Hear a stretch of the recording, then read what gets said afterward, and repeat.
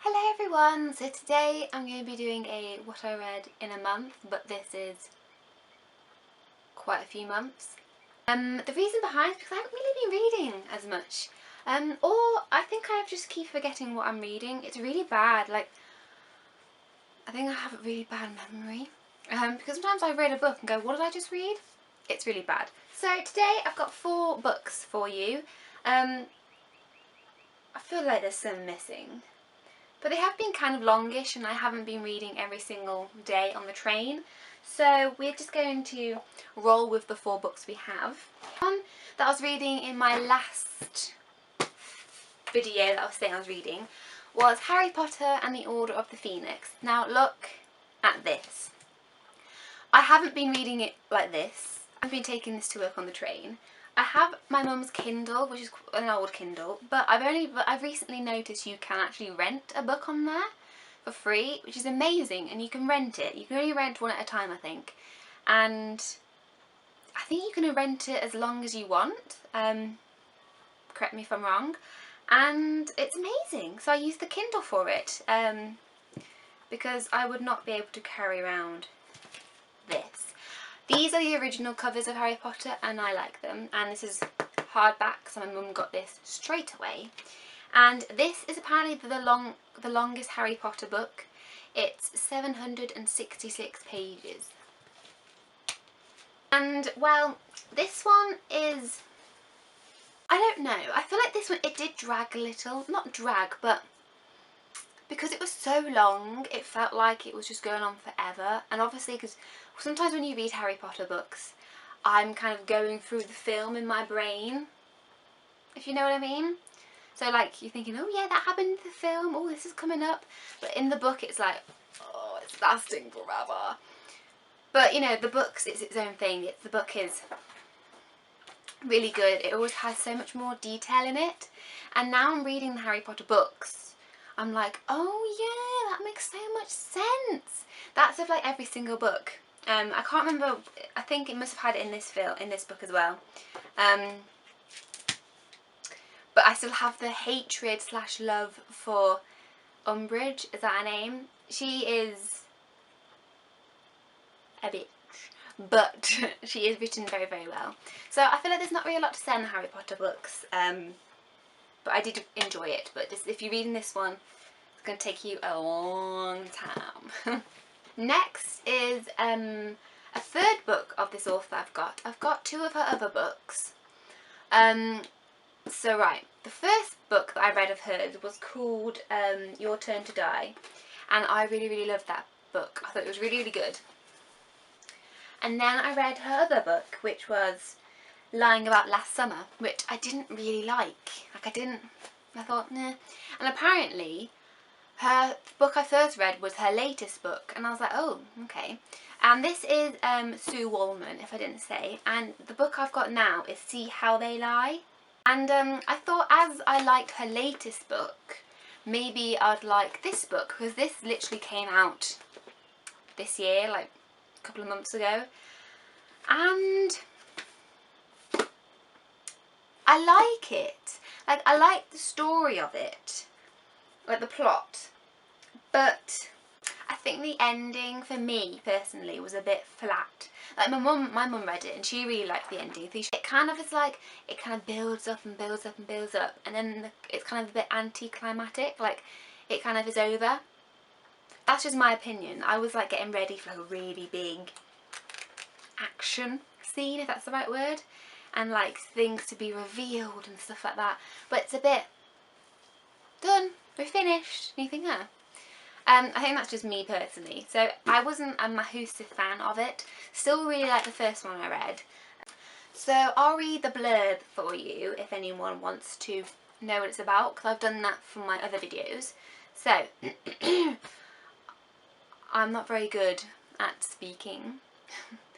May's grown up at Hummingbird Creek, an elite wellness retreat where teens get the help they need from May's psychiatrist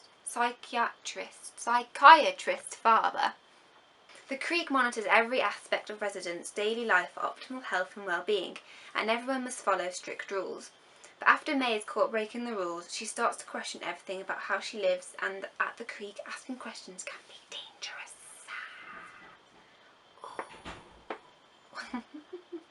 Which, as you can see, it sounds really interesting, and you think, oh, I'm going to learn stuff, and it's a bit, Next is the other Harry Potter. I kind of read a Harry Potter, then give it a break, then read a Harry Potter. So the one after that was the Half-Blood Prince, which this is my favourite film. I think it's my favourite film because of the Fred and George's shop and Jim Broadbent, who plays Horace Slugthorn, that's the word, and I like him in it as well, even though it's very dark, but I like that film for some weird reason, so I was quite excited to read this. It's a bit broken. This is the front cover. Again, I read this on the Kindle because it's still quite thick. It is 607. I don't think this one felt like it lasted that long though, which was interesting. And this, again, like the other books I say, has so much more detail in them. Yeah, just has a lot more detail in. And bits that you kind of wish were in the film. Especially with this book, The Order of the Phoenix. This one mentions about Neville's parents and like actually they see Neville in the hospital and stuff, and you think, oh, Neville, because I always feel sorry for Neville. Anyway, but this has more like stories about Voldemort and when he was younger, and it has more detail in it. So again, not a lot to say, but I really enjoyed it, and I'm actually on my final book now, so we'll see how I go with that one. And again, the cover is really cool. It's Dumbledore and Harry. So the final book that I've got to talk you through is One Day by David Nicholls. Now this, I'm aware of a film, Good One Day, which is based off this, with Anne Hathaway and Jim Sturgis. And I always thought it looked really cute and like, you know, just cutesy. And I knew there was a book and I thought, well, I want to read the book before I watch the film. I probably won't watch the film, but I kind of thought I'd read the book. And it's a cool cover. If you know me, I love cool covers, but this annoys me, this sticker. It's not a sticker, it's actually part of the book. Who wants that? No one. This is like a realistic story. Some people like realistic stories, some people don't. My mum doesn't really. I've kind of read a few realistic stories, so I don't really mind, but this I feel like is really realistic. You know, it's like actual life things. It's just really sweet. It goes through, basically it just goes through these two people's anniversary of their friendship and throughout their lives. And they become like, it kind of starts when they're like 20 something and then it ends when they're 45 or something like that. And it's just really good. I really like it, and it just like it like kind of jumps every year, but with both of their point of views. And I just think it's really nice. I will read the blurb if you want. So it says, 15th of July 1988, Emma and Dexter meet on the night of their graduation. Tomorrow they must go their separate ways. So where will they be on this one day next year, and the year after that, and every year that follows? And I do know about the ending of this book because I'd seen clips of it before. So I knew what was going to happen. But if you haven't, don't know the ending, you might not like it. I can imagine people might get a bit, I mean, have you ever been disappointed with an ending? I've been a bit disappointed with many book endings. So some people might not like it. But it's just a really lovely book. And I did want to actually buy his book, The Understudy, but I wanted to read this one before I read that one, just to make sure I liked his writing style, which I do. So that is all the books. It's not a lot, and I've kind of gone through them quite quickly. Hope you don't mind. I feel like I can't really give a great in-depth review because I don't do them straight after I've read them, so I therefore kind of can't really remember.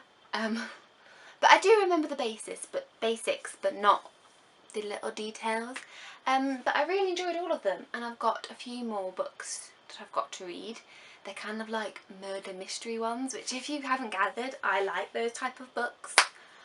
I just think they're very interesting. So I hope you enjoyed this video. If you've got any book recommendations, then let me know down below and I'll check them out, and I will see you in my next video. Bye everyone!